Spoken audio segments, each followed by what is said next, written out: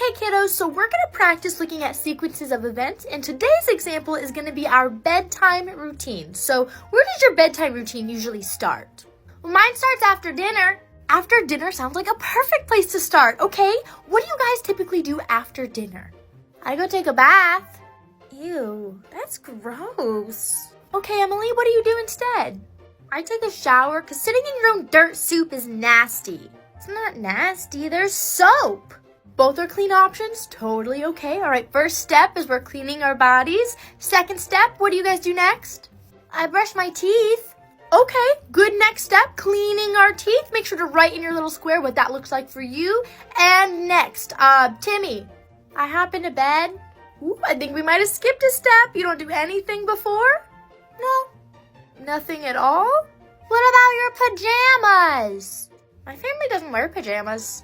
They don't have to be pajamas. They can be shorts or a t-shirt. No, we don't like clothes at my house, so I just dry off and get into bed. I'm sorry, what? My parents say that clothes are restricting and unnatural, so we only wear them when we leave the house. So you guys are just bare all the time? I want to be nude at my house, but my mommy says no. Ms. Rogers, does that mean clothes are optional? I'm going to tell my mommy that I shouldn't have to wear clothes because no one in my class does. Oh, crap. Someone better explain themselves before I sue the store for fraud. Hi, ma'am. Welcome to the store.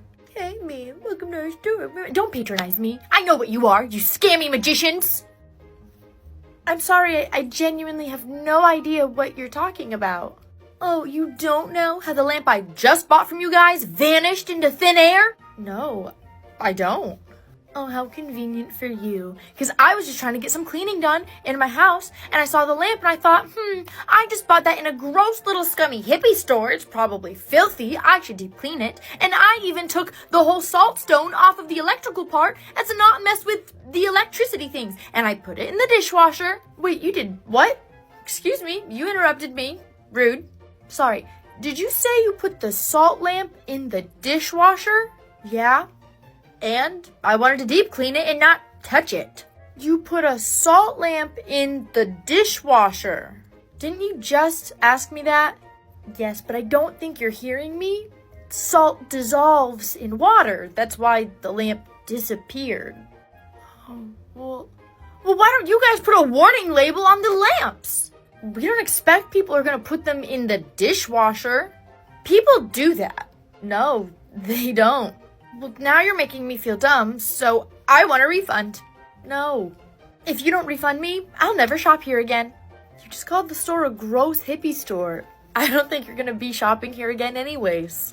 People always say, like, a guy can't have a girl best friend. There are, like, toxic women or guys that literally, like, leech onto someone that they're just not so secretly in love with, right? Yeah. But then there are genuine platonic relationships. Facts. Like you.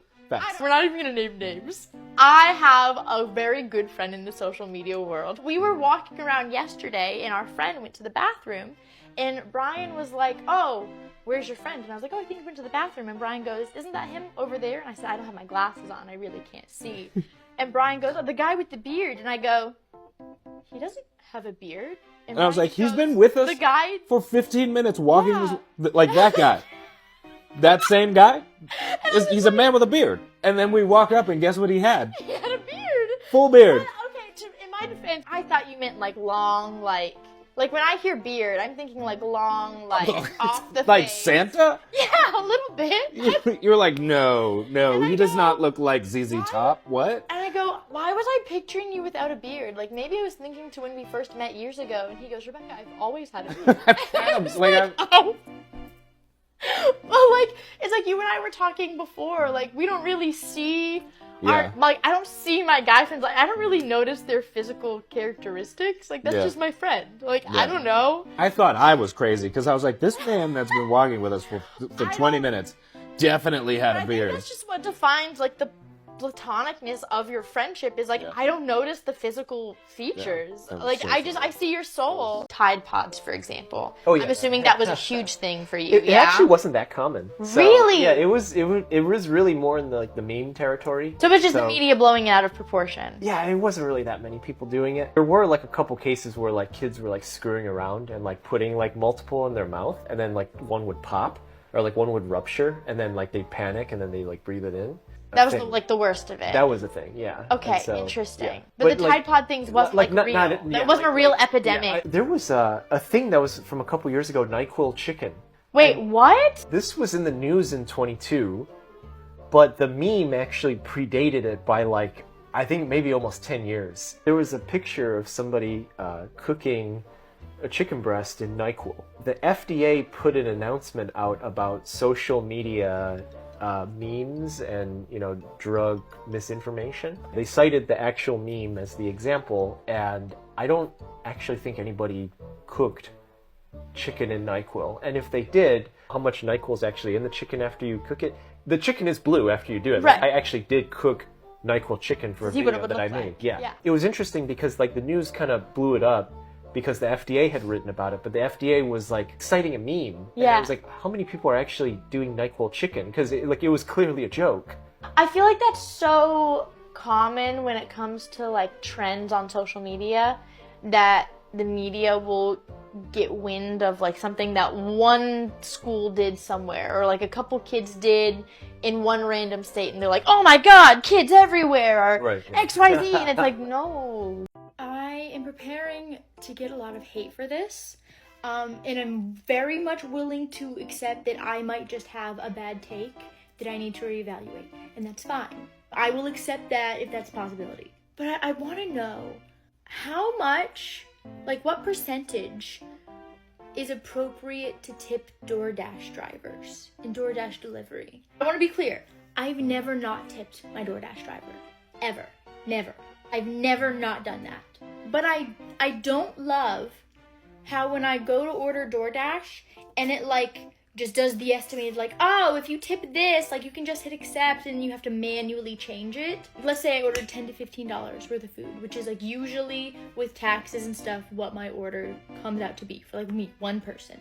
And DoorDash is always like, oh, and you want to leave a $5 tip, right? I feel like that's a lot. That's 30%. That's a 30% tip. That's a lot, right? And I understand that like servers, waitresses, people like that, they live off of tips because they don't even make minimum wage, which is ridiculous in its own issue. But I Googled, and DoorDash pays its drivers, from what I saw on Google, like $17 to $24 an hour, which is great. I love that for them.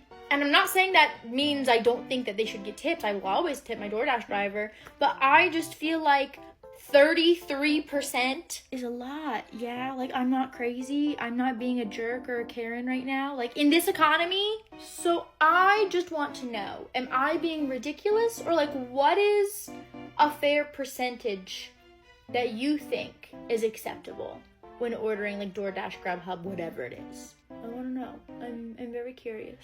I have always known that like I have many purposes in life. One of them is to be a mom. Adoption was always on the table, and so we started calling different agencies.